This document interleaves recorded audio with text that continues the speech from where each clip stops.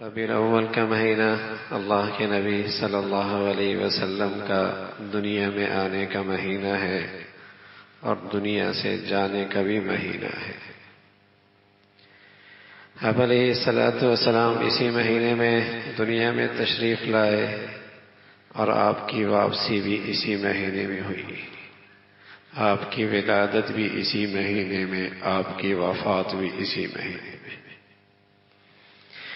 آپ علیہ الصلوۃ والسلام پیر کے دن صبح صادق کے بعد سورج نکلنے سے پہلے دنیا میں تشریف لائے۔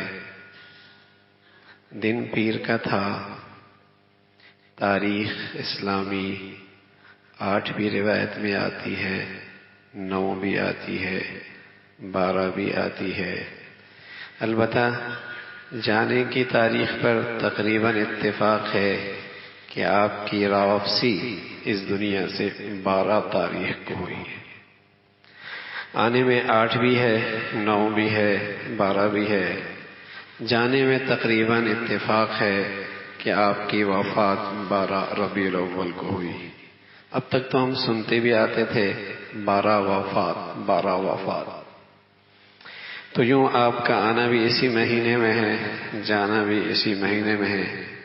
لیکن صدیاں گزر گئیں، مسلمانوں میں اس تاریخ پر کوئی جھگڑا نہیں، نہ مسلمانوں میں اس کی وجہ سے انتشار تھا نہ اختلاف تھا۔ اس لیے کہ مسلمانوں کے ہاں اسلام میں چونکہ سالگرہ کا تصور نہیں، کرسمس کے انداز کی خوشی کا تصور نہیں، مسلمانوں کے ہاں برسی کا تصور نہیں۔ مسلمانوں میں ہیں چونکہ ولادت پر نبی علیہ الصلوۃ والسلام نے نہ اپنی اماں کی برسی منائی ہے، نہ آپ نے اپنی اماں کی یوم ولادت منائی ہے۔ شہنشاہ کونین تھے، چاہتے تو اپنی اماں کی برسی بھی منا سکتے تھے اور چاہتے تو اپنی اماں کی یوم ولادت بھی منا سکتے تھے۔ اور محمد الرسول اللہ سید الکونین ہیں، امام الانبیاء ہیں۔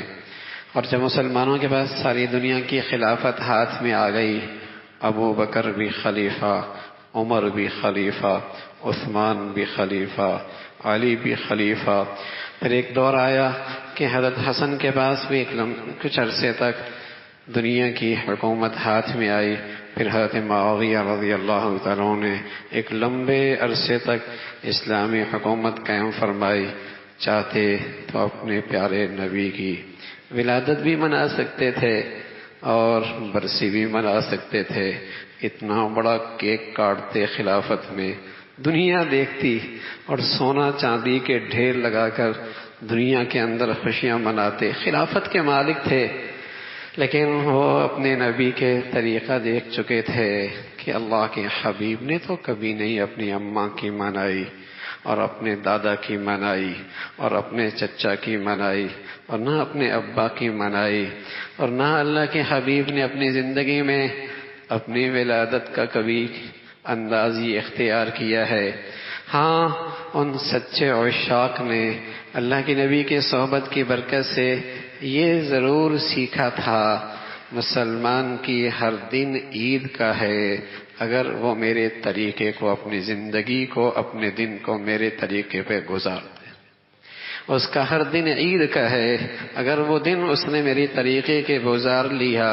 میری جسم سے نکلنے والی اتنی حسین زندگی اللہ نے امت کو دی ہے، اگر اس کا وہ دن میری طریقے کے مطابق، میری بتائی ہوئی زندگی کے مطابق ہوا تو وہ دن اس کا عید کا ہے۔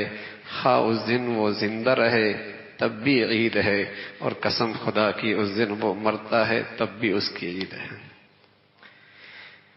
اس کی یہ عید ہی عید ہے۔ اگر میرے حبیب صلی اللہ علیہ وسلم کی زندگی اپناتا ہے پھر تو عید ہی ہے۔ ایک دن نہیں، سال کے 12 مہینے اور سال کے 360 دن، وہ سارے دن اس مسلمان کی عید کے ہیں اگر وہ آقا مدنی کی زندگی پہ چلتا ہے۔ اللہ کے حبیب صلی اللہ علیہ وسلم کی زندگی تو بڑی خوبصورت زندگی ہے، وہ کوئی تماشا تو نہیں ہے۔ وہ عیسائیوں کے ہاں کھوکھلی محبت ہے، عیسائیوں کے ہاں کھوکھلی محبت ہے۔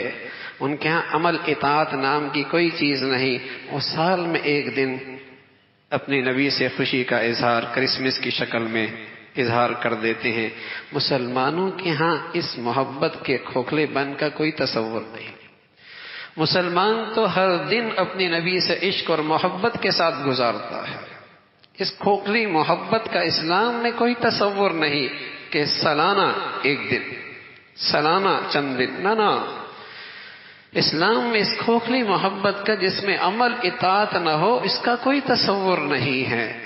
اسلام میں تو نبی سے محبت اور عشق کا یہ انداز ہے کہ ہر دن نبی سے محبت اور عشق کا انداز اختیار کرو کہ ہر دن لگے یہ محمدی ہے،